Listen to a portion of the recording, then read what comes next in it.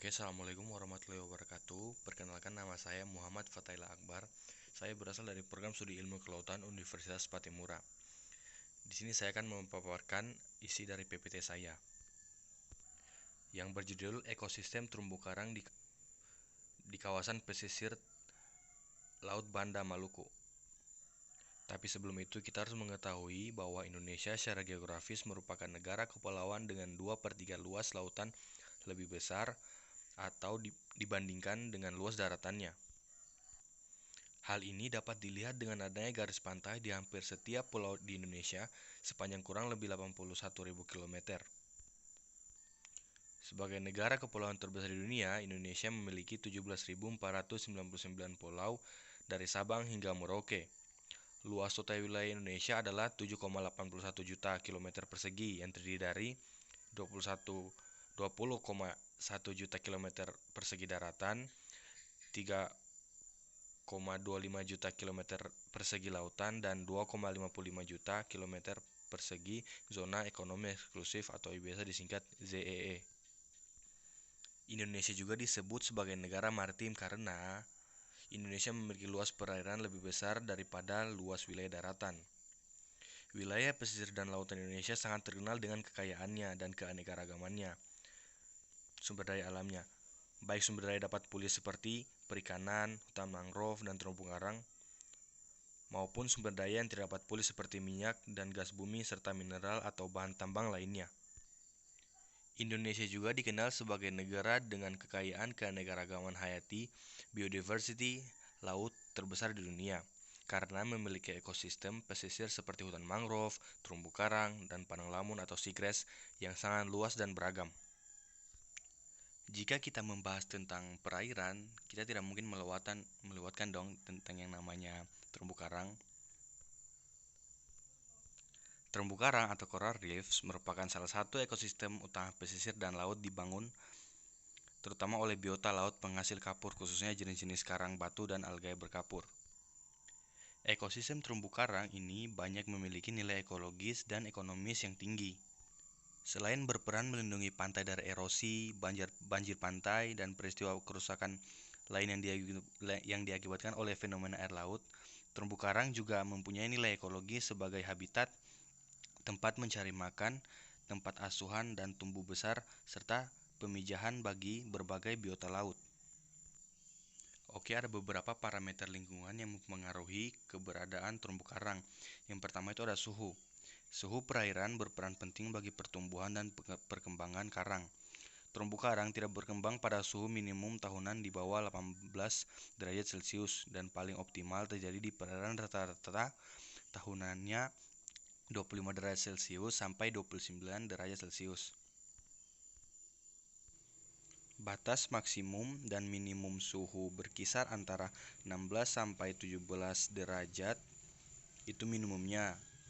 Kalau maksimumnya itu sekitar 36 derajat Celcius. Terumbu karang ditemukan di perairan dangkal daerah tropis, umumnya menyebar pada 32 garis tropis antara Cancer dan Capricorn. Hal ini berkaitan dengan kebanyakan karang yang kehilangan kemampuan menangkap makanan pada suhu di atas 33,5 derajat Celcius dan di bawah 16 derajat Celcius. Yang kedua ada salinitas.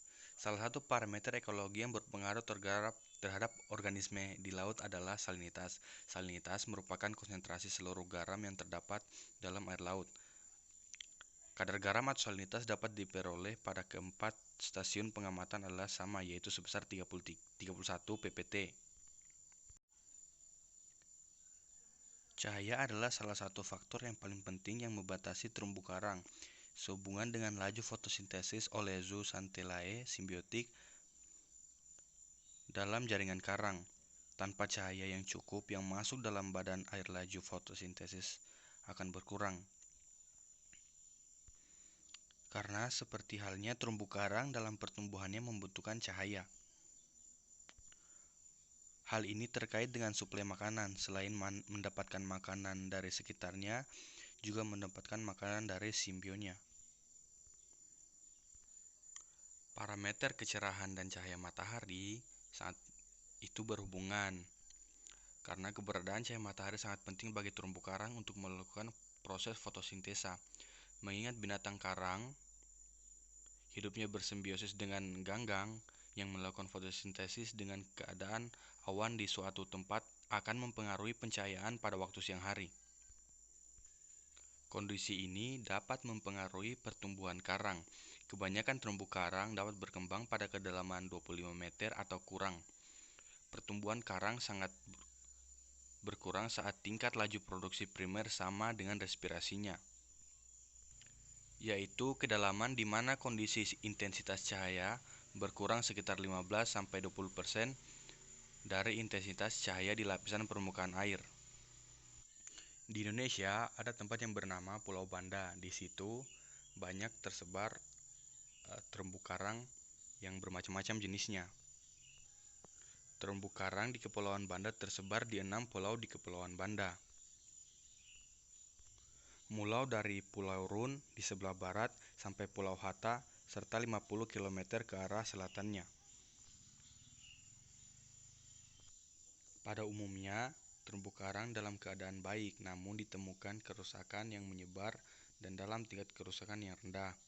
Pulau Banda menyediakan jalan masuk yang mudah untuk subset yang kuat bagi wilayah keanekaragaman karang pada terumbu karang, yang merupakan contoh dari perkembangan terumbu karang tepi di sebuah lautan.